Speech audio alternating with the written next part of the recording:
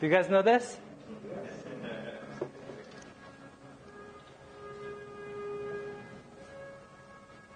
Fortunately, it's not coming out that much.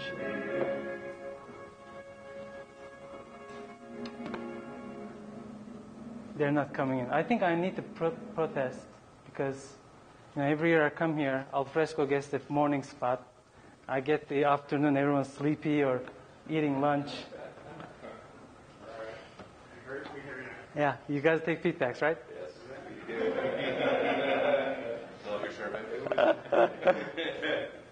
All right, so hi everyone. If you haven't met, I'm Ike. Pat asked me to do this presentation a couple months back, and I said, what do you want to see? He said, don't do a sales presentation. You're a product guy, you're an engineer, so do something about the products, how we develop products. He said, make it funny and keep it under 30 minutes.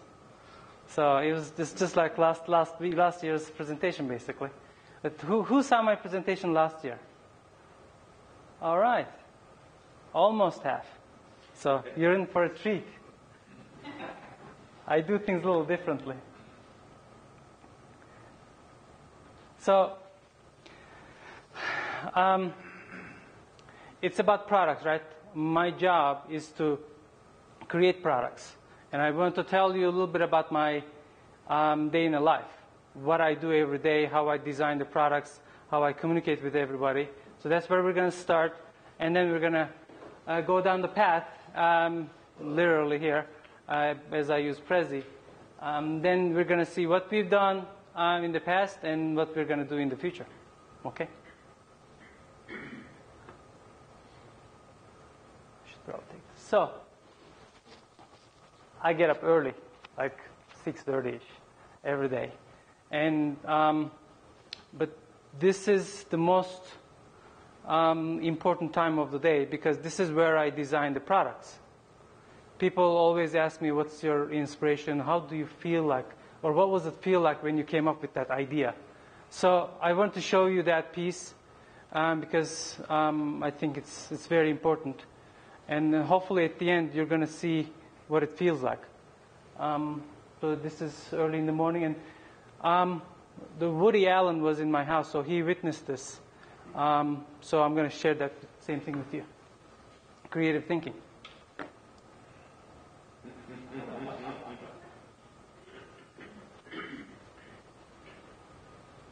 My buddy, Woody.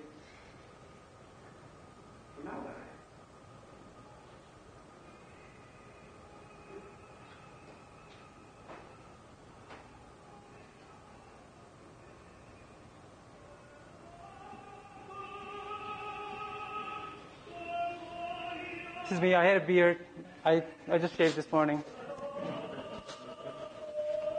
I also had a longer hair. This is the most important time of day. So when they ask me, oh, this is it, what it feels like to create products, the answer is most likely wet and naked. But that's probably too much information. That's how FSF was formed. Awesome. So let's go on with our day. I need to click on this one, like this. We already saw that. All right. Now, we do have a lot of partners and customers in Europe. So I have to get in touch with them early in the morning because by 9 a.m. my time in California, they're done with the day. So we have a lot of customers in Italy. We have our second base camp in UK, and I just like France, so I just put it there. But I need to talk to them because they are my feedback for European customers and what customers wants to see in Europe. And then I move on to US. I meet with my team. The support team is actually the best way to get my feedback on current trends on the product and issues what we need to fix, right? Where else I get that kind of information. And then I talk to our CEO every day and we go to lunch. And you can't do it with CEO's perspective. Thanks, Don. Can't do it without you. And we discuss everything, and I don't do anything without him. And then by afternoon, I get to talk to the partners in the United States. So Zia is one of them. I think I talk to Pat every day. I don't know if it's a good thing or bad thing, but we do talk a lot. It's bad? All right, I'll cut that off a little bit. But that's my job. The partners are my immediate customers, right? Because partners serve the end users, the customers like yourself. And I get to talk to them because I need to give them what they need to serve their customers, my customers, better. By 5 o'clock, I get all the feedback from our sales team. So these are my secret agents, basically. They're the ones talking to the customers and new opportunities. So I have to make sure I improve the product based on what we're going to have in the future. But that's my main job. So by the time the dinner comes, I talk to my real boss. So she tells me all the good things about that I'm doing, all the things that I should improve. Of course, I'm sure you know this. I don't need to get into that. But, and finally, our engineering team in India, I meet with them every day. So all the things that I did up until now, I relay the information to them. So we design everything. And then by 6:30, I'm up again, and cycle continues. So let's talk about FSsoft. And we started in 2010. That was the birth, and it was very wet and naked, as you can remember. But the idea was, that's what I wanted to share with you, is to make sure this technology, intelligent document capture, making document classification, separation, and extraction and easy to use. So it's not just for Fortune 500, it's for more companies. Make it accessible and available to everybody. That's the idea behind FSsoft. Okay. So in 2010, what we decided to create this huge thing that you see here. I'm not going to get into every detail. Last year, we actually talked about this quite a bit, so half of you know what's going on here. But I'd like you to focus on two things for the newcomers, people who doesn't know. There are two components. One is classification. What we tried to do with FSsoft was to eliminate the separator sheets, because document capture imaging has been around for many, many years, but most of the time it's been used as you put separator sheets, you put barcodes, and then scan them, you batch everything, and tick lines and everything. We got rid of all that stuff. So now we can have FSsoft learn the documents and the content of the documents, and then when the documents are coming from emails, faxes, or wherever they are, we can classify them. Right? That was the main goal, and I think we're still working on it, but we've done a really good job since 2010. We have made this technology accessible to many, many more people with ease of use and its intelligence.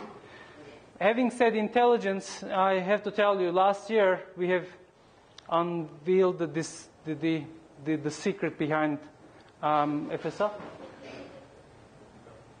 Oops. Yeah. Yeah. So I need to share the same secret with you. This is the intelligence behind FSsoft.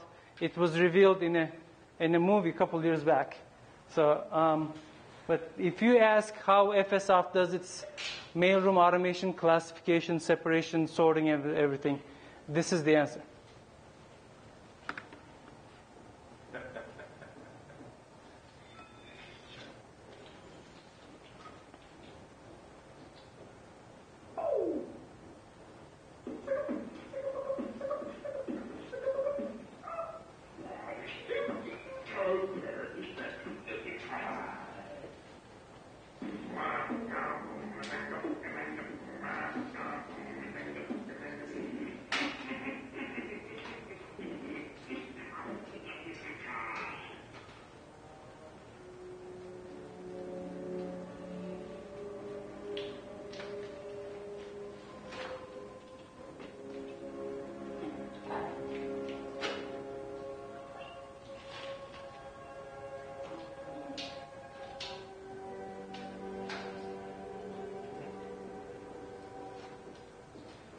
Why do you think you're so comfortable here? Here we go. Classification and sorting.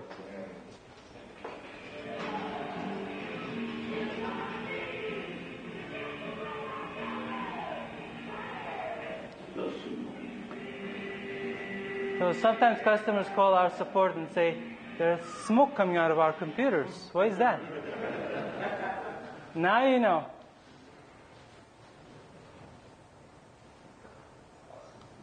Besides classification, we also did something on the extraction side. We used to have things like, okay, I have a form, credit card application form, or some kind of address change form, and user, the customers needs to write something on this corner, write something there, and then we capture things. We want to get over that. We want to go past beyond that. So we came up with technologies where you can literally say, find the word total amount or invoice number, look to your right around it and capture the number. The benefit of that is now you're getting documents from unlimited number of sources. You don't have to have certain rules. You can just say, look, find this word, look to your right, and capture the value.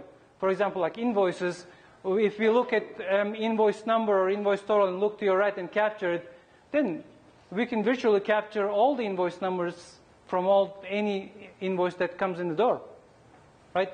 So those are the things we did. Besides that, we have other things where we can match your document content to your database. We can find patterns like social security number doesn't need to have SSN semicolon or column next to it. We know the format of the social security number, and we can just get that. Does that make sense? That's what we've done in 2010, classification and separation. That's what we focused on. So it's a small example. So you get I'm technologically advanced this year. So intelligent. If you get an email or fax, what FSR can do is, the first thing it does is it looks at the words that are in these documents and say, there's new home, new address, change of my apartment. This is an address change form that needs to go to the address change queue, right? That's the classification. And then you go one level beyond, because you just improved someone's workflow by just defining the document type and then where it needs to go, right? You eliminated someone to look at that. And then second, we look at the content. Who sent this? Maybe we can get the account number wherever it is from the pattern or from the words around it, or look at the name or the phone number and do database matching and everything, and then find out that when this document comes in, it needs to go to the address change workflow, and it needs to skip first 3 steps because we've already identified all the metadata that we need. Does that make sense? We're eliminating a few steps of the workflow, thus automating it. And when we automate, things get a lot better. They get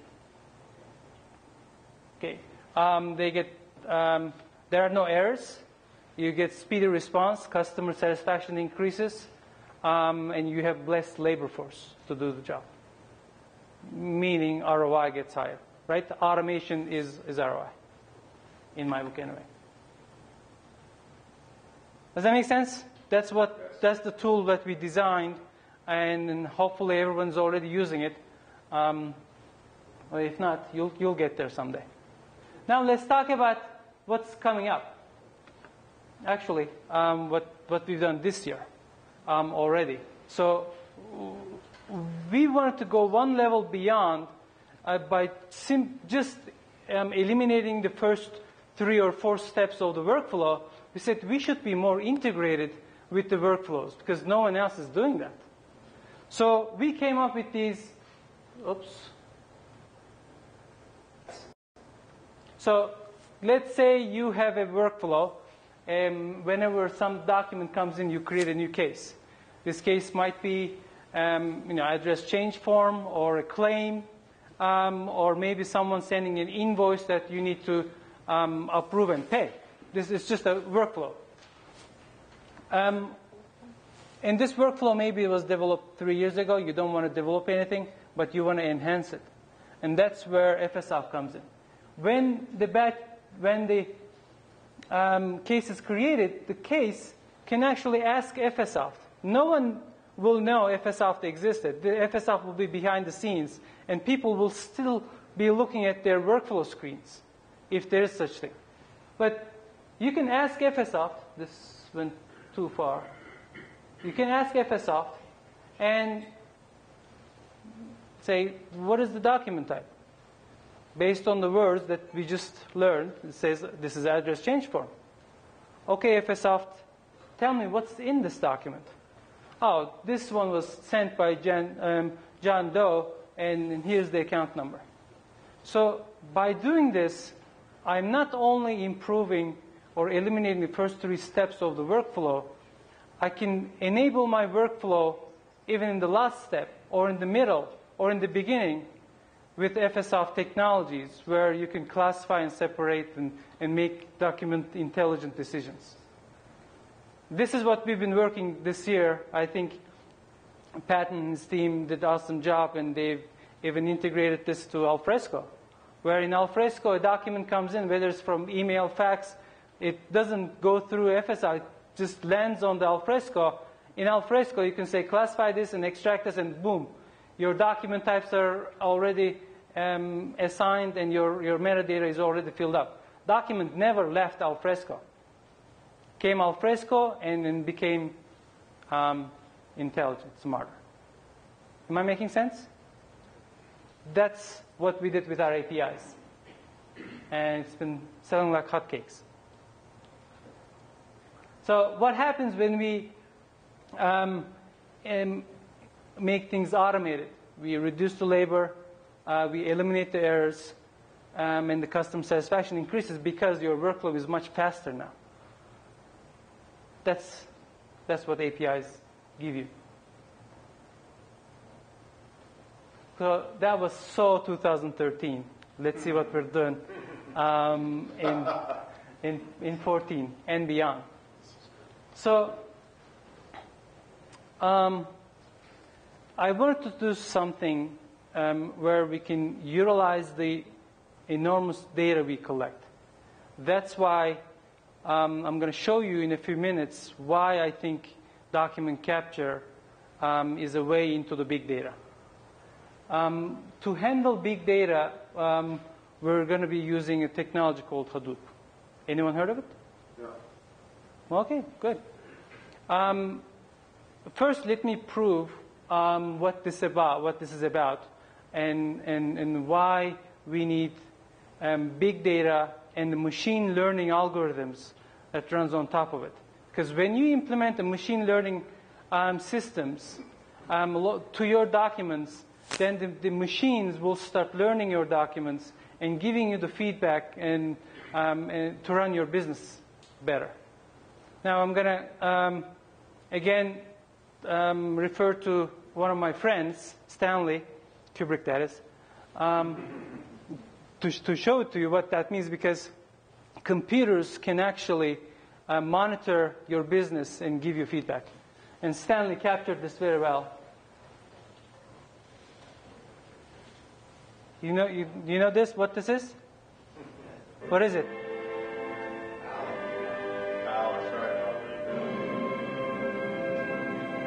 Listen what Hal says.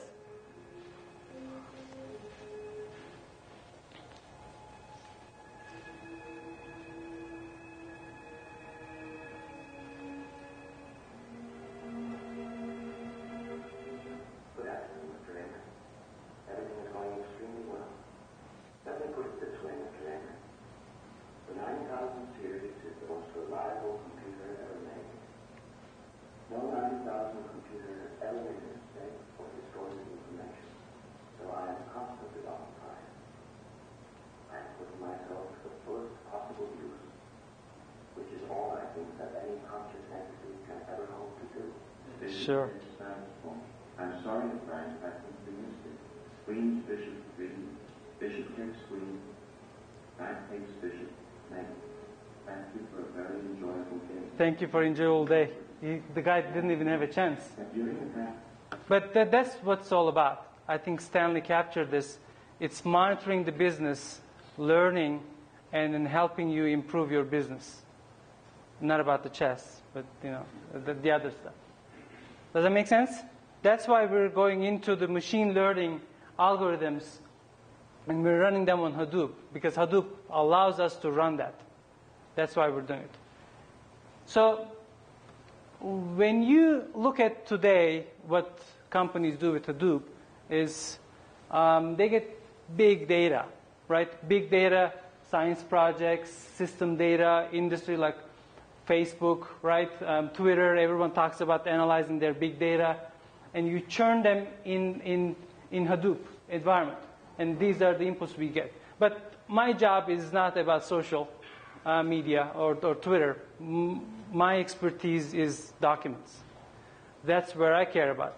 So we're going to be using Hadoop for documents, for document analysis and making a sense of the documents that you receive. And we're also going to have the reporting and analytics tools to help us analyze that data so that system can tell us what happened in the past with the documents we received, and also give its predictions and what's coming based on the documents we are getting. Does that make sense? So, but I'm going to make it so that it's my business documents. Where the documents are coming from, mail or email or mobile, that's the input to my big data. And here, we're going to be applying these machine learning automatic classification technologies that fits to our model. That's what we did with FSoft Enterprise when we designed it a few years back. We put an application server where we do classification, OCR, extraction, same things we're doing at the Hadoop level, where we have access to machine learning and artificial intelligence items. Okay, and all that data and the feedback. Oops, I'm going backwards. Comes to what? The analysis, the analytics, reporting. And when you talk about this, you talk about how I can get the information that my business needs and my business needs in the future. I've given this presentation one more time earlier, and it was very confusing. So I really wanted to get to the bottom of it. I didn't want to talk about technologies, Hadoop, and everything. I just want to give you what I'm talking about. Now, first of all, why big data? I think Eric or Jim, how many documents do you guys receive a day? Hundreds of thousands, right? Yes.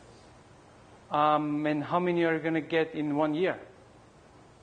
A lot more than that. And how about 2 years? To me, that's a big data.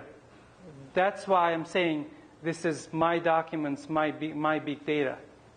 If you think about all the things that that we're extracting from these documents, that's a lot of data. Like, maybe we classify 500 documents today. We get, we have customers with 1 million pages a day. That's what they receive, 1 million pages a day. Think how much data they're going to accumulate in a year, right? And they classify these documents coming in the room, and they extract a bunch of fields out of them.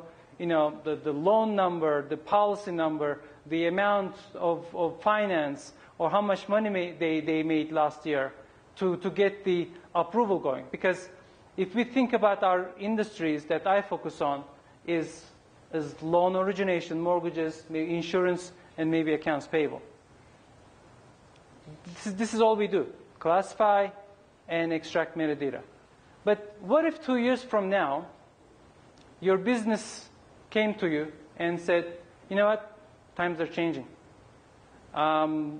Documents are changing.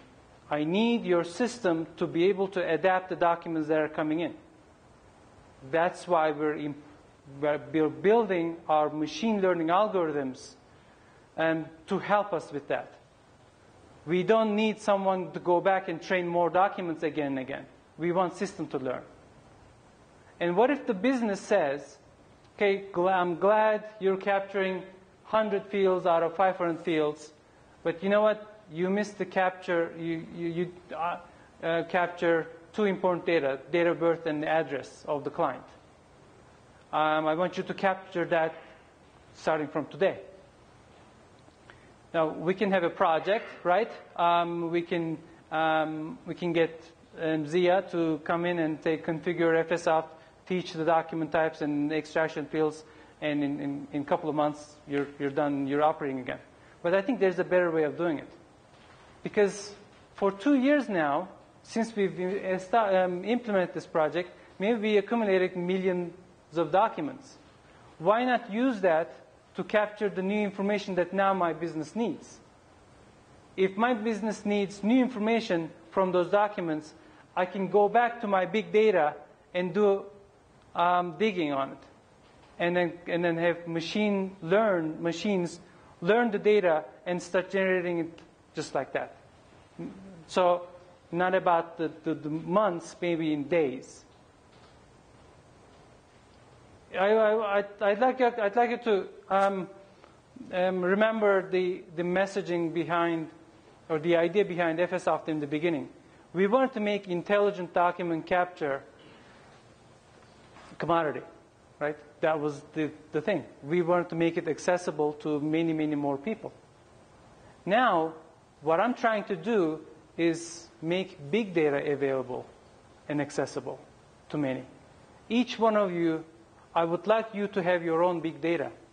And I know you're not getting that because when you get document, that document doesn't have all the metadata like Google is having from the consumer interaction or Twitter is having. We need to extract that data and then use it. That's this platform, to make your big data accessible to you so you can make decisions. And how do we make decisions? We make decisions with the reports and the analytics. Today, FSOft gives reports based on what you're processing. We have advanced reporting, and everyone has reports and everything. But we need to go to the next step. We need to have the predictions. That's what big data is all about. If you can analyze the 2 years of big data and come up with the trends, then you're good. Let me give you an example. Let's say we're in the insurance business, and we received all kinds of address change forms, claim documents, right? Emails, faxes, everywhere. And someone in the business, smart, said, well, shouldn't we look for fraud? Maybe we need to catch something because we're losing a lot of money on this. And how do we do that? Maybe we need to look at those documents we received in the past year and see if someone is using the same words in the same geography that is submitting claims. But we've never captured that data before. But the big data you have in your organization has that data. You just need to tell this new system to go start OCRing, extracting all the data, find the addresses, find the documents that look like the same metadata, same words in it, and then create analytics reports based on that and tell me what my business is asking me today about the data that I received in the past 2 years. Making sense? Yes. Did I confuse you? Shoot. That was my goal. Now, this is what I do, right? One thing you're going to notice from the machines is their response. You're going to hear a lot of same message when you say, what's wrong with my process? How do I improve it? Machines know it all. So this is what they say.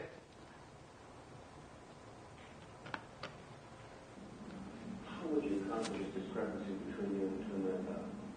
Well, I don't think there is any question about it. It can only be attributable to human error. That's it. This sort of thing has cropped up before, and it has always been due to human error. Sorry, but true. That's why we're trying to eliminate labor and put automation, right?